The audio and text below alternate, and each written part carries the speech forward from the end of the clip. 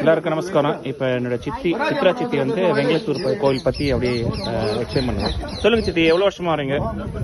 நான் கல்யாணம் ஆனதுலேருந்து வரேன்ப்பா. எனக்கு கல்யாணம் ஆகி 44 வருஷம் ஆகுது. இது எங்க ஊர் கோவில்ன்றதுனால வந்துட்டு இருக்கேன். இப்ப எப்போது ஃபேமிலியா தான் வருவீங்களா? ஃபேமிலியா வரும். மோஸ்ட்லி அவரோட எப்பயும் வந்துருப்போம். ஏன்னா பசங்களாம் எப்பயாவது ஊர்ல இருந்து வருவா. அவளோட எப்படியோ ஒரு ட்ரிப்பு தான். அண்ட் வருஷம் எப்படியாவது ஒரு ஆப்பர்ச்சுனிட்டி கிரியேட் பண்ணிட்டு வந்துருவீங்க. ஆமா, இந்த சங்காபிஷேகம் போது பெரிய மக்கள் வரனால அவரோட கூட ஒரு ஃபுல் ஃபேமிலியா வந்துருவோம். இன்னைக்கு சித்தப்பாவும் மாலை போட்டிருக்காரு. அதை பத்தி என்ன சொல்றீங்க? சபரிமலைக்கு சுவாமி சரணம். அது ஒரு 16ஆம் தேதியே போட்டு இருக்கணும். இங்க நம்ம கோயில் குறைச்சதுனால இங்கே போட்டு இருந்தா நம்ம கோயில் அப்படின்னு. இந்த கோயில் விசேஷம் ஏதாவது ஸ்தல புராணம் பத்தி தெரியுமா உங்களுக்கு? ஸ்தல புராணம்னா இது பஞ்சபூத ஸ்தலம் இங்க இருக்கு. எங்க எல்லா சுவாமிகளும் இருக்கு. முதல்ல நாங்க கைலாசநாதர் அண்ட் திரிபுர சுந்தரி அம்பாள் பக்கத்துல திரௌபதி அம்மன் கோயில் இருக்கு.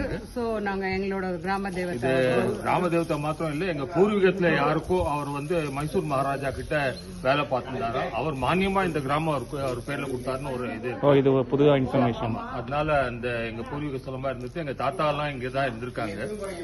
அதனாலதான் நாங்களாம் வெங்கலத்தூர் ஃபேமிலின்னு எங்களுக்கு ரொம்ப சந்தோஷம். தேங்க்யூ.